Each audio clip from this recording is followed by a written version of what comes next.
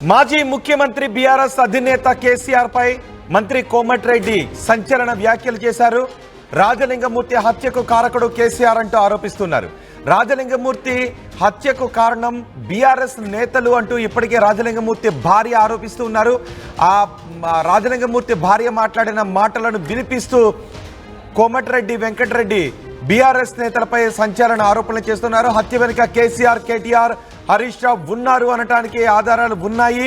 అతని భార్య ఏ విధంగా ఆరోపణలు చేస్తోందో అంటూ అతని భార్య మాట్లాడిన రాజలింగమూర్తి భార్య మాట్లాడిన మాటలను వినిపిస్తూ మంత్రి కోమటిరెడ్డి వెంకటరెడ్డి ఆరోపణలు చేస్తూ ఉన్నారు. అంతేకాదు మాజీ ఎమ్మెల్యే భూపాలపల్లి మాజీ ఎమ్మెల్యే గండ్ర వెంకటరమణారెడ్డి పాత్ర కూడా ఉంది అని ఆరోపిస్తున్నారు అతని భార్య అంటూ కూడా చెప్తున్నారు. ప్రశ్నించినందుకే బీఆర్ఎస్ దోపిడీని ప్రశ్నించినందుకే రాజలింగాన్ని చంపేశారని కోమటిరెడ్డి సంచలన ఆరోపణలు చేస్తున్నారు. రాజలింగం కూతురు భార్య వాంగ్మూలం ఆధారంగా విచారణ జరపాలి అని చెప్తున్నారు. సిబిసిఐడి విచారణ చేసి 24 గంటల్లో నిందితులను అరెస్ట్ చేయాలి అంటూ కోమటిరెడ్డి వెంకటరెడ్డి చెప్తున్నారు.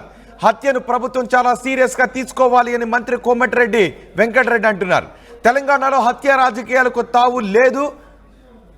హత్య రాజకీయాలకు పాల్పడిన వారిని అరెస్ట్ చేయాలి, ప్రభుత్వం లోతైన విచారణ జరిపిస్తుంది అని కోమటిరెడ్డి చెప్తున్నారు. అవినీతి మీద పోరాడే వారికి మేము రక్షణ కల్పిస్తాము అని కోమటిరెడ్డి వెంకటరెడ్డి అంటూ ఉన్నారు.